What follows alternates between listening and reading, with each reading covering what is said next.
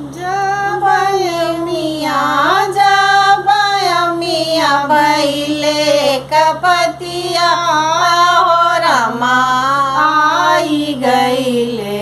ससुर जी नियरवा हो रमा आई गईले ससुर जी नियरवा हो रमा अब की नियरवा अम्मा मोरा फेरी दहुआ हो रमा खेल देहूँ सामन के कजरिया आहो रमा खेल देहूँ सामन के कजरिया आहो रमा जब मिया भैले दुई पतिया आहो रमा आई गईले भैंसुर जी नियरवा आहो रमा आई गईले भैंसुर जी नियरवा आहो रमा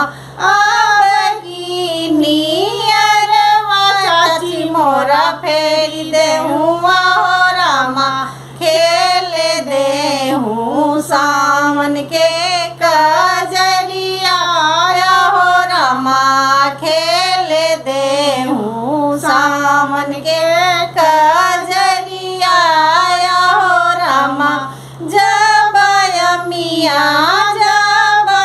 मिया भैले तीन पतिया आहो रमा आई गईले देवर जी नियरवा आहो रमा आई गईले देवर जी नियरवा आहो रमा अब की नियरवा भाभी मोरा फेरी देहूँ आहो रमा खेल देहूँ सावन के कजरिया आहो रमा खेल देहूँ सावन के कजरिया आहो रमा जब मिया भैले चरपतिया आहो रमा आई गईले नंदोई जी नियरवा आहो रमा आई गईले नंदोई जी नियरवा आहो रमा अब की नियरवा दीदी मोरा फेरी देहूँ आहो रमा खेल देहूँ सामन के कजरिया आहो रमा खेल देहूँ सामन के कजरिया आहो रमा जब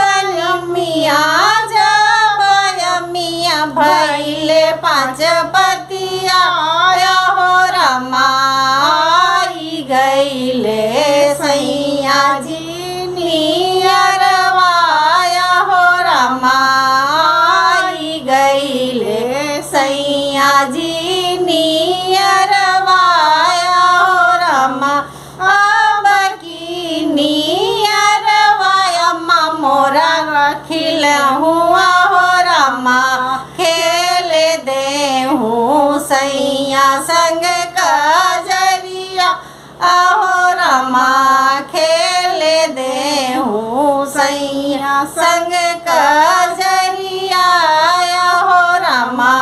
खेल देहूँ सैया संग